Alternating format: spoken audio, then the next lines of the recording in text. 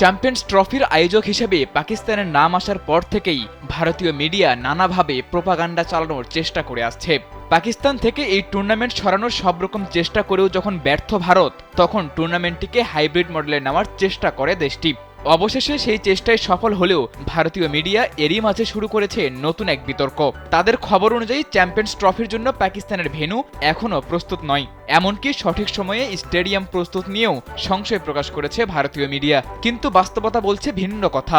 ৩১ December ডেডলাইনের মধ্যে পাকিস্তানের ৩ stadium প্রস্তুত হয়নি ঠিকই, তবে টুর্নামেন্ট মাঠে গড়ানোর আগে প্রস্তুত হবে পাকিস্তানের স্টেডিয়ামগুলো।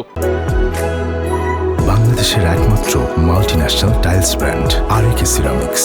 রাওয়ালপিন্ডি এবং লাহোরের গাদ্দাফি স্টেডিয়ামের সংস্কার কাজ প্রায় শেষের দিকে।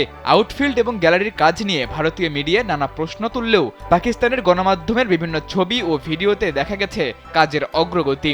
যদিও স্টেডিয়ামের ফ্লাডলাইট নিয়ে এখনও রয়েছে অভিযোগ, তবে এখনও যতটুকু সময় বাকি আছে এর মধ্যেই বাকি কাজ শতভাগ সম্পন্ন হওয়ার জোর সম্ভাবনা আছে।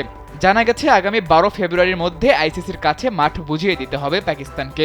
১৯ ফেব্রুয়ারি থেকে শুরু হবে চ্যাম্পিয়ন্স ট্রফির এবারের আসর।